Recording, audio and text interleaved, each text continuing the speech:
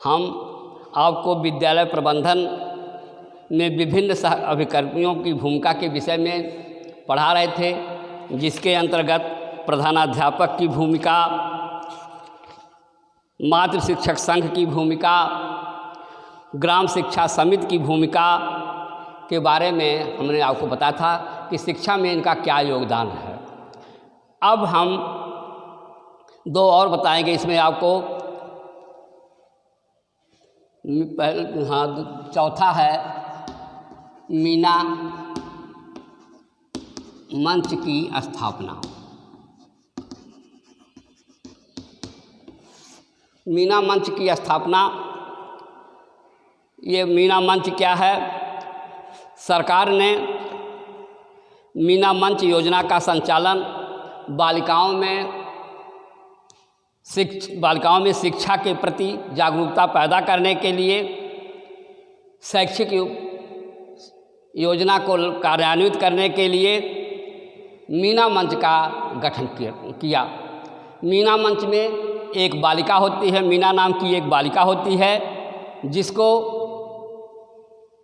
यह दर्शाया जाता है, जिसको यह उत्तरदायित्व सौंपा जाता है कि वह बालिकाओं की शिक्षा के लिए प्रोत्साहित करे और उनमें जागरूकता पैदा करे।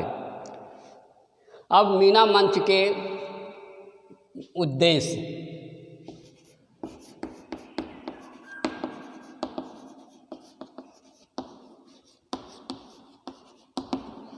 मीना मंच के उद्देश्य देखिए, मीना मंच का उद्देश्य बालिका शिक्षा का सर्वांगीण विकास करना है।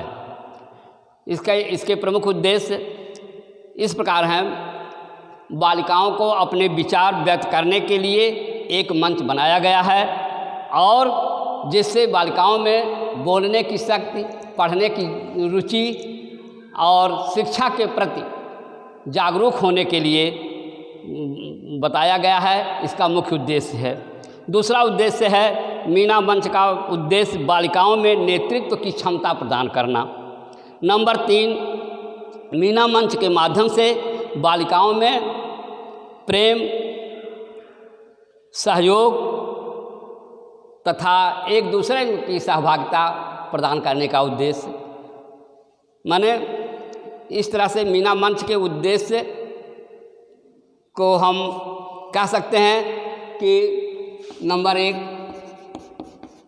बालिकाओं में शिक्षा के प्रति रुचि उत्पन्न करना।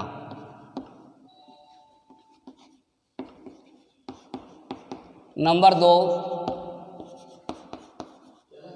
बालिकाओं को नेतृत्व की भावना प्रदान करना। नंबर 3, अपने अधिकार के प्रति बालिकाओं को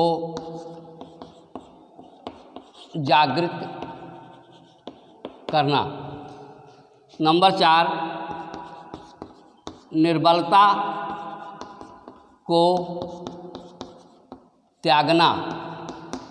नंबर 5, अपना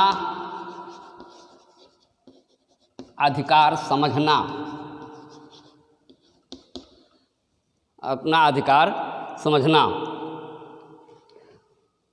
मीना मंच। नंबर 6, अपनी सर्वांगीण विकास, अपनी सामाजिक एवं नैतिक पर्यावरण के लिए तैयार होना। इस तरह से मीना मंच का ये उद्देश्य था कि बालिकाओं के शिक्षा के प्रति उसमें रुचि उत्पन्न की जाए, उनको नेतृत्व की भावना पैदा की जाए, अपने अधिकार के प्रति बालिकाओं को सजग किया जाए उनमें जो निर्बलता की भावना पैदा हो गई है उसको त्याग करने के लिए उसको जागृत किया जाए। अपना अधिकार समझे कि मेरा भी अधिकार उतना ही जितना कि बालक का है। अपनी सामाजिक एवं नैतिक पर्यावरण के लिए उसको तैयार होना चाहिए। इसका मुख्य उद्देश्य यह है। अब मीना मंच जो है वो छात्राओं में पढ़ने के लिए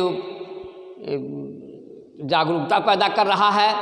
आज हम देख रहे हैं कि मीना मंच की स्थापना के बाद बालिकाओं में नेतृत्व करने का गुण पैदा हो गया है, अपनी मांग रखने का गुण पैदा हो गया है, अच्छे अच्छे पोस्ट पर जा रही हैं, यहाँ तक कि सीमाओं पर लड़ने के लिए वो तैयार हो रही हैं। तो ये सब काम जो है मीना मंच के द्वारा हुआ। इसलिए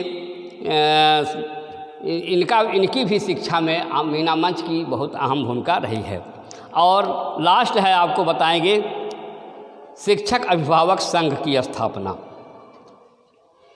पांचवा जो है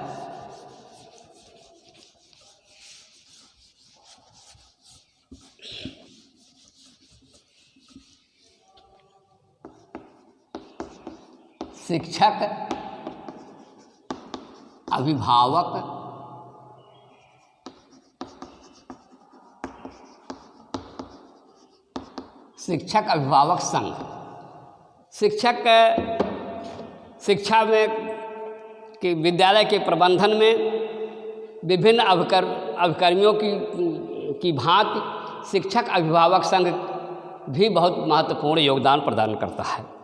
देखिए, बालक परिवार में जन्म लेता है, उसी में उसका विकास होता है। तो अभिभावक को यह देखना चाहिए कि मेरा बच्चा किस रूप में रुचि ले रहा है, पढ़ने में उसकी रुचि क्या है। अभिभावकों का शिक्षा में अपने बच्चों को पढ़ाने में विशेष योगदान होता है। अगर अभिभावक जागरूक नहीं है तो बच्चा जो है शिक्षा लेने से भटक भी सकता है। इसलिए क्योंकि परिवार जो होता है वो बालक की प्रथम पाठशाला होती है, तो प्रथम पाठशाला में प्रवेश करने के लिए अभिभावकों की भूमिका बड़ी महत्वपूर्ण होती है। आज का युग प्रतियोगिता का युग है, इसलिए इस प्रकार का वातावरण तैयार कराया जाए जिससे बच्चे बहुत आगे निकल सकें और उस पर्यावरण के लिए, उस प्रतियोगिता के लिए अभिभावक की अहम भूमिका होती है। इस तरह से अभिभावक जो है वो अधिक से अधिक बच्चों को प्रोत्साहित करके शिक्षा में अपना योगदान प्रदान करें। अब इसके लिए चूँकि शिक्षा देने में अभिभावक और शिक्षक दोनों की अहम भूमिका होती है। अभिभावक पहला अध्यापक होता है और विद्यालय में जाने के बाद दूसरा अध्यापक अध्यापक होता है। तो कहने का तात्पर्य यह होता है कि शिक्षा में चूँकि बालक 6 घंटा विद्यालय में रहता है, बकिया 18 घंटा जो है वो अपने घर परिवार में रहता है। इसलिए अभिभावक और शिक्षक का बहुत बड़ा शिक्षा में को आगे बढ़ाने में बहुत बड़ा योगदान है। इस चीज़ को लेकर के शिक्षक अभिभावक संघ की स्थापना की गई। शिक्षक अभिभावक संघ में जो संघ बना उसमें अध्यक्ष पद पर अभिभावक का होना अनिवार्य है। इसका अध्यक्ष कौन होता है? अभिभावक होता है। और शिक्षक जो होता है उसका सदस्य होता है। बालकों की पढ़ाई हो रही है कि नहीं हो रही है, बच्चे विद्यालय में समय से जा रहे हैं, पूरी समय तक रह रहे हैं कि नहीं रह रहे हैं, इसका देख रेख करना अभिभावकों का काम है। विद्यालय में क्या पढ़ाया जा रहा है, उनके होमवर्क को देखें, उनकी पढ़ाई को देखें। तो इस तरह से शिक्षक अभिभावक संघ की स्थापना इस उद्देश्य को लेकर की गई कि बच्चों में अच्छी से अच्छी गुणवत्ता पर पढ़ाई या शिक्षा हो सके। अब जब इसका गठन इसके लिए महीने में, 6 महीने में या साल में हमेशा इसकी मीटिंग होती है और उसमें अभिभावकों को आमंत्रित किया जाता है। वो बच्चों की पढ़ाई के बारे में, उनके खेलकूद के बारे में, उनके अन्य कार्यक्रमों के बारे में अभिभावक आकर के बताता है कि बालक क्या करता है घर पर और किस तरह से अभिभावक को कि उसको देख रेख के लिए किस प्रकार से प्रोत्साहित किया जाता है। तो इसलिए अब उन दोनों में ये होती है। इनके जो है अभिभावकों के भी विभिन्न कर्तव्य होते हैं। अभिभावकों के कर्तव्य देखिए, अभिभावकों के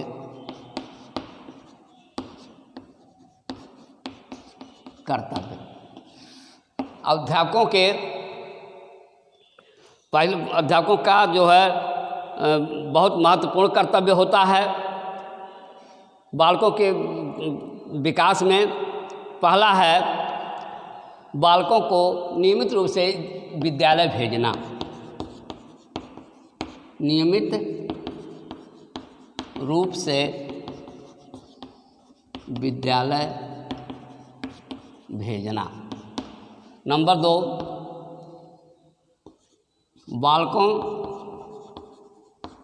बालकों को शिक्षा के प्रति प्रेरित करना। नंबर 3, विद्यालय द्वारा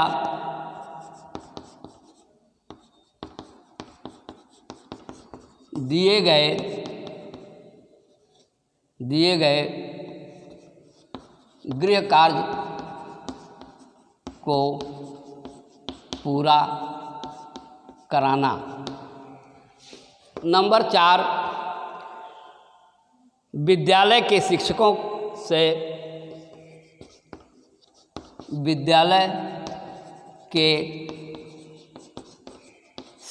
से संपर्क करना। नंबर 5,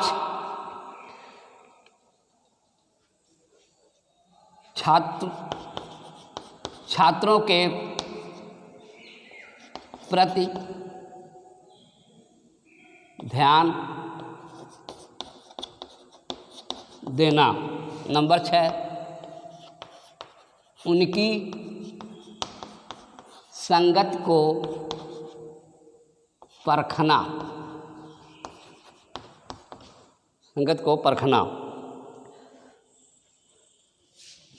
नंबर 7, विद्यालय की सहगामी क्रियाओं में भाग लेना। नंबर 8, बच्चों और शिक्षकों के संबंध में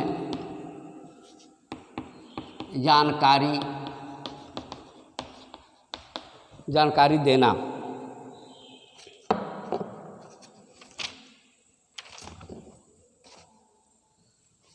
नंबर 9, विद्यालय द्वारा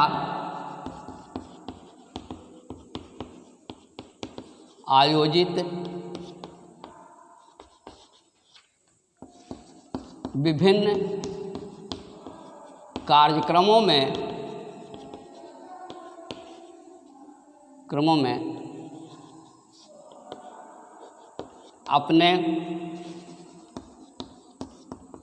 अपने बच्चों को शामिल होने के लिए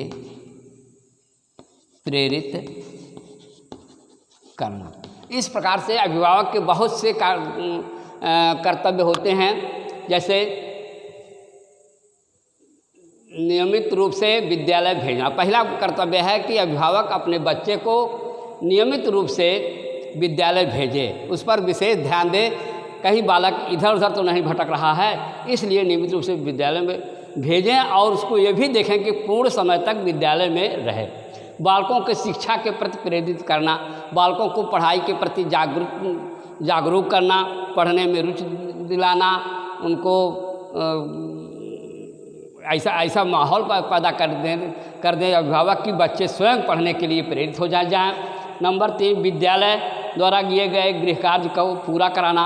जैसे विद्यालय से जो गृह कार्य दिया जाता है तो उनके माता पिता को चाहिए, अभिभावक को चाहिए कि उनके कार्यों को, उनके गृह कार्यों को देखें और अगर बालक नहीं कर पा रहा तो उसको पूरा करावें। इस तरह से ये भी काम करना उन्हीं का काम है। विद्यालय के शिक्षकों से संपर्क स्थापित करना, बालक में क्या त्रुटि हो रही है, क्या पढ़ रहा है, क्या नहीं पढ़ रहा है, इस तरह से विभिन्न कार्यक्रम को तैयार करके विभिन्न तरह से अध्यापकों से उनको बताना चाहिए कि थोड़ा ये ध्यान दीजिए, बच्चा किस विषय में ज़्यादा रुचि ले रहा है, किस में एकदम नहीं रुचि ले रहा है। यह सब काम जो है अभिभावक का होता है। छात्रों के प्रति ध्यान देना, उनकी संगत को परखना कि कहीं बालक गलत रास्ते पर तो नहीं जा रहा, कहीं किसी ऐसे बच्चे का साथ नहीं कर रहा है जो कि गलत बच्चा हो। विद्यालय के सहकामी क्रियाओं में भाग लेने के लिए प्रेरित करना, बच्चों को शिक्षकों के संबंध में जानकारी देना, विद्यालय द्वारा आयोजित कार्यक्रमों में अपने बच्चों को भाग लेने के लिए अवश्य रूप से उनको प्रोत्साहित करना और भाग लेने के लिए, उसमें सम्मिलित होने के लिए बच्चों को बताना कि इस कार्यक्रम में भाग लो। बस, धन्यवाद।